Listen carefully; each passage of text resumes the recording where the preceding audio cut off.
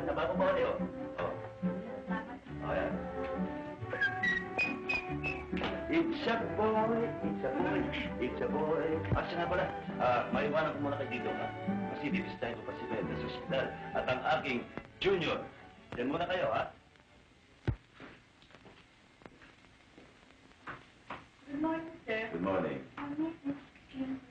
Okay. Good morning, honey. Good morning. How do you feel? Fine. Bulaklak para sa'yo. Thank you. Pero bakit ka naman nag-abala pa?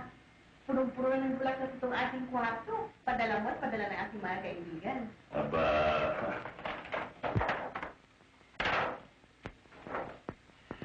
Iba ito. Naalala mo ba ito, honey? The good old Ilocano Auto. Maaari ko ba naman kalimutan yun? Eh, mga bulaklak na ito ang katulong mo sa pagpapahayag ng pag-ibig mo sa akin. Thank you, darling. Kalahin mo nga naman, Melda. Parang kahapon lamang. Ngayon, 3 ng anak natin. 2 babae, 1 lalaki. Ano pa ipapangalan natin sa kanya? Ewan ko, ano bang gusto mo? Teka. Imelda. Imelda. Imelda ng pangalan ng panganay natin eh. Baka magkalituan tayo sa bahay. Ewan ko nga ba? Bakit napakaganda sa akin ang pangalan Imelda? Naku, biniro na naman ako nito. Pero alam mo, ang gusto ko sana ay Irene. Irene? Irene? I think that's nice. Basta nag-umpisa sa unang letra ng pangalan mo. Payag ako. Dear friends, ladies and gentlemen, I am Bongbong Marcos. When I grow up, I want to be a politician. I will serve my country, especially the poor. And I will give them plenty of bigas and ulam. I'll give them many, many gamot at damit. And for their children, I'll give them many toys so they will not cry anymore. And for my sisters, I'll give them chocolate for the thin one. But for the fat one, no more chocolate. Because she will look like bagso. My mabait na lola, I'll give her a new prayer book because her prayer book is already very blue. Naku, ang apo ko. Bongbong. Mami! Bongbong? Paano saan ba yung diskurso mo? Meron ba kayong declamation contest sa eskwelahan bukas? Ha? Wala ako, Mami. Paano saan yung diskurso mo? Paglaki ko, gusto ko rin maging kandidato. Ano?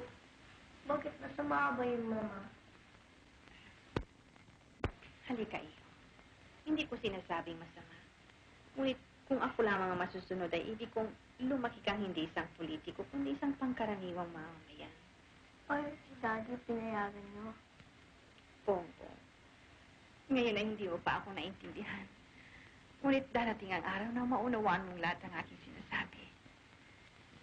Kung ako lang ang masusunod, iyo, ayaw kong lumaki kang isang politiko. Sapagkat ang politika ay malupit at walang habag. Hello, Daddy! Hi, kids! Hello, honey. Opo? Ano, ina? Ano ba yung pinag-uusapan ninyo? Narinig ko pa yata ang aking pangalan. Pinaliliwanag ko lamang dyan sa anak mo kung bakit ayaw ko siya maging isang politiko pagdating ng araw.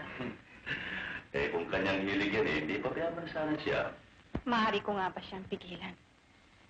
Ang sinasabi ko lamang kung akong masusunod, ay ayaw ko siyang mahilig sa bagay na yan. Ayaw ko nang malasapan niya ang mga kalupitang ginagawa sa atin ng mga kalaban mo sa politika. Pati ang mga walang malay na kababaihan. Kanilang mga ina at kanilang mga anak. Dinadami nila sa kanilang mga paratang na wala namang katotohanan. Kung minsan tuloy, hindi ko maiwasan ang lumuhat at makinanakit.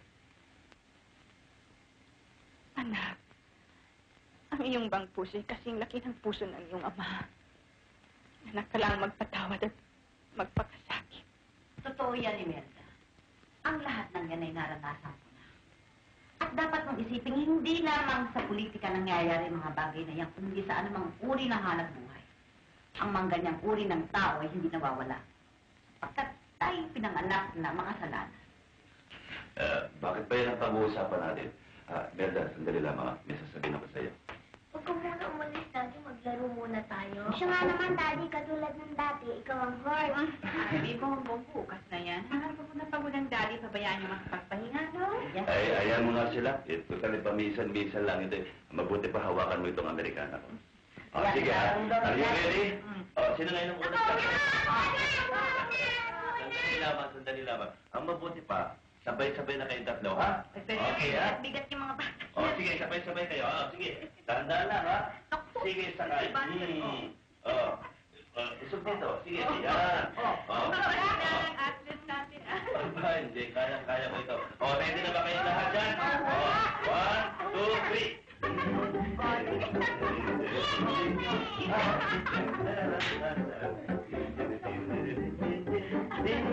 Makakain mo lang, ha?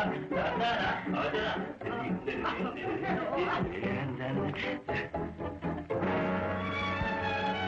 Daddy, bakit? Ano nangyari sa'yo?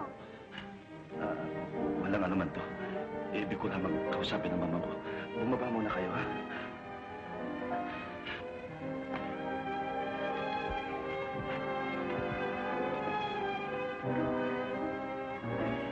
Honey, ano ba nangyari sa'yo? Tumawag ka ng doktor. Umulit na naman ang dati kong sakit. Mangyari ikaw, ayaw ko mapatingin sa doktor. Bakit? Sinunta na naman ang kanyang dating sakit. Inahin, utang na loob. Tawagin niyo ating family doctor, please. Oo. Hari, hindi ko na matiis.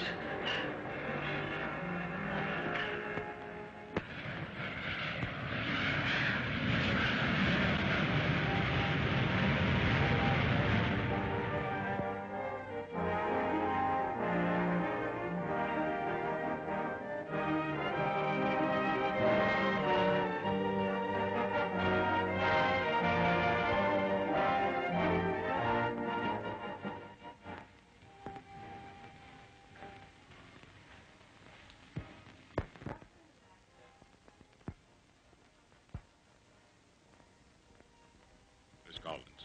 Yes, sir. Kindly prepare the senator. In 15 minutes, he will be taken to the operating room. Yes, doctor.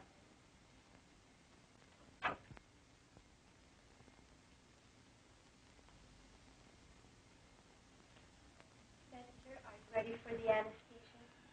No, please tell the doctor. I'll not take it. But, Senator... I know. Please tell her, please. Yes, Senator. Ferdy, bakit naman hindi ka pumayag na magpalagay ng anesthesia? May panata pa ako sa Diyos. Na wag lamang gawin ang aking buhay. Ay tatanggihan ko anumang mamawi sa sakit. At kung ito'y para sa sakit, ay nakahanda kong pagpisa ng lahat. Napakalaki pa ng gawain hindi ko natutunan. Kaya't hindi ko pang mabuhay, Medda. Tulungan sana ako. Oo, Ferdy. Ako, ang inay, at ang ating mga anak ay kasama ko sa pagdalangin para sa iyong kaligtasan. Inay, May awa ang Diyos, anak. Kailangan ka namin, Ferdy. Kailangan ka namin.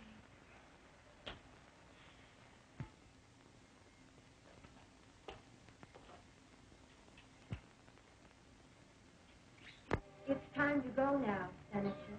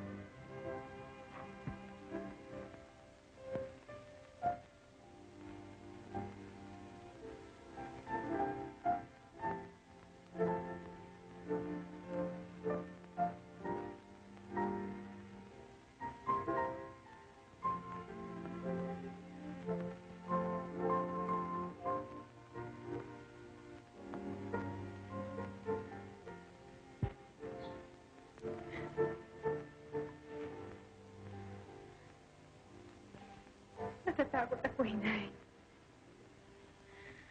Totoo nga ang hinala ng mga doktor. Alam mo, Meldy,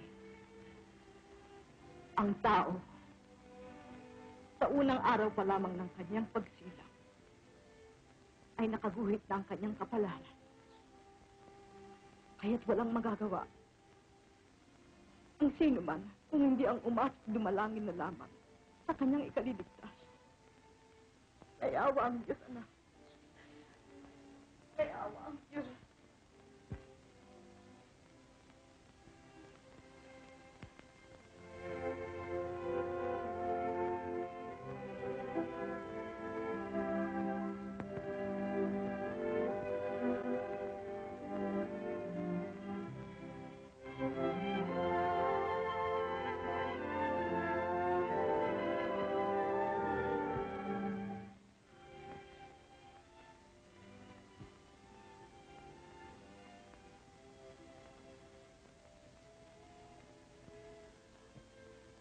Mrs. Marcos.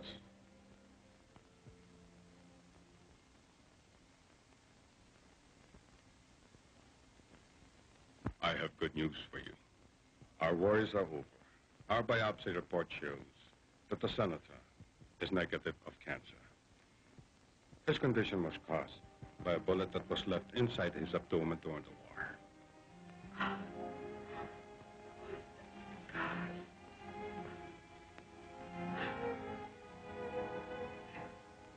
Well, you have nothing to worry about now, Mrs. Marcus. Your husband will be in perfect health soon. He can even live for another 100 years. Oh, Doctor.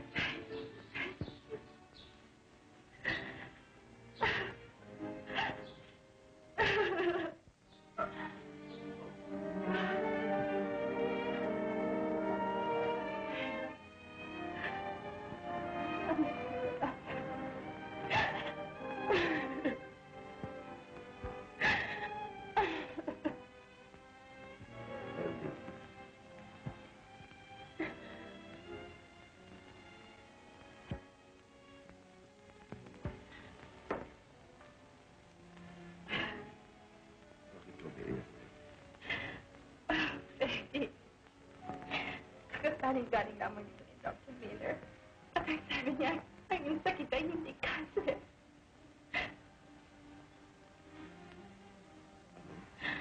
Oh, Betty, ligtas ka na. Yung karamdaman ay dahil lamang sa isang balang na iwan sa iyong katawan. Ano na, mahal. Hinawaan ka ng Diyos, anak. Sandali lamang at itiligrama ako sa Maynila. At sasabihin kong ligtas ka na. Oh, Betty. Ngayon ay matutupad ang lahat ng ating mga pangarap. Oh, Betty. At narito pa ang isang mahalagang balita sa umagang ito. Si Senador Ferdinand Marcos, ang ipinagmamakapuring anak ng Ilocos, ay nahalal na Pangulo ng Senado sa katatapos na sesyon ng mataas na kapulungan. Ipinangangako ni Senador Marcos na sa kanyang pagiging Pangulo ay wala siyang unang sisikapin, kundi ang mapahalagaan ng mahalagang karapatan ng bawat isang mamamayan. At ngayon, mga kaibigan, pagkatapos ninyong marinig ang mahalagang balitang ito, ay pakinggan naman natin ang isang tugtugin. Good morning, honey. Good morning. Gising ka na pala. Hindi kita ginising kanina, honey, dahil alam ko siya na puyat na kagabi. Congratulations again, honey. Thank you.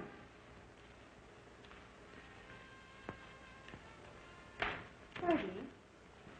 Sila nga hindi ka nasiya sa iyong pagwawagi. Nasisiyahan naman, bakit hindi? Yan ang pangarap namin mga senador. At yan ay isang napakalaking karangalan para sa akin. Kaya lamang, Mel. Nang dahil dito sa tungkuling ito, ay lalo lamang ako mawawala ng panahon sa iyo at sa ating mga anak. Lalo lamang lalaki ang pagkukulang ko sa iyo.